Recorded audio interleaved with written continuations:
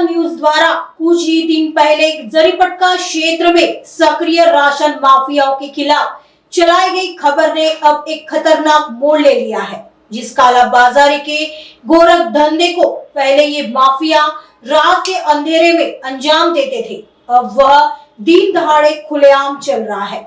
यह न केवल कानून व्यवस्था को सीधी चुनौती है, बल्कि यह साबित करता है कि माफियाओं के हौसले कितने बुलंद हो चुके हैं। सूत्रों से मिली जानकारी के अनुसार अभी हाल ही में 18 नवंबर 2025 को सोनू मोनू पठान नामक माफिया गिरोह ने तुअर दाल की 269 बोरियों का गोरख धंधा चलाकर गरीबों के हक पर सीधा डाका डाला।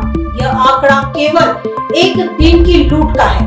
यह कालाबाजारी सिर्फ माफियाओं की हिम्मत पर नहीं चल रही है। सबसे बड़ा और विस्फोटक सवाल यह है कि गेहूं, चावल और तुअर दाल जैसे गरीबों के जीवन आधार को लूटा जा रहा है, और यह सब शासकीय अधिकारियों, फिर चाहे वे वरिष्ठ हो या कनिष्ठ, के आशीर्वाद से चल रहा है। क्या ये अधिकारी अपने पद की गरिमा भूलकर राशन माफियाओं के साम्राज्य के संरक्षक बन गए हैं? क्या कुछ चंद सिक्कों की खनक ने उनके आंखों पर पट्टी बांध दी है?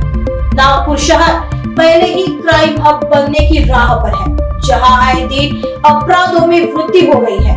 अब सवाल यह है कि क्या यह शहर जल्दी राशन के अनाज की कालाबाजारी का भी नया हब बन जाएगा? जरीपटका में चल रहे गरीबों के अनाज की लूट के गोरख धंधे ने अब एक जाल का रूप ले लिया है। अब इस लूट में शामिल 1.5 दर्जन से अधिक सक्रिय माफियाओं के नाम सामने आए हैं, जो शहर में समानांतर कालाबाजारी का गोरख धंधा चला रहे हैं। हाल ही में तुअर दाल की 269 बोरियों की कालाबाजारी का मास्टरमाइंड सोनू पठान है। मामला यही नहीं रुकता।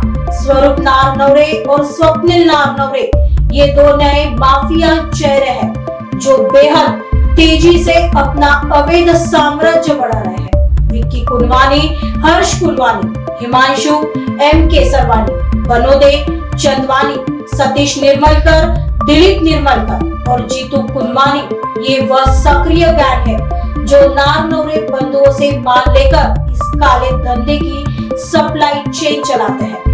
स्वरूप नारनवरे और स्वप्निल नारनवरे केवल माल उठा नहीं रहे, बल्कि बड़े पैमाने पर सरकारी राशन, जिसमें गेहूं, चावल और तुअर दाल की बोरियों का स्टॉक जमा कर रहे हैं, और फिर इन्हें विक्की कुनवानी, हर्ष कुनवानी जैसे सक्रिय व्यापारियों को बेचकर खुलेआम मुनाफा कमा रहे हैं। यह साफ हो चुका है कि यह संगठित अपराध अब कुछ लोगों का नहीं, बल्कि एक आपराधिक नेटवर्क का हिस्सा है।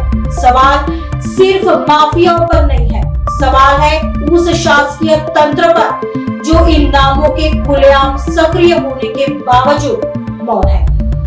देखते रहिए केसरी उजाला न्यूज़, सच का नया नाम।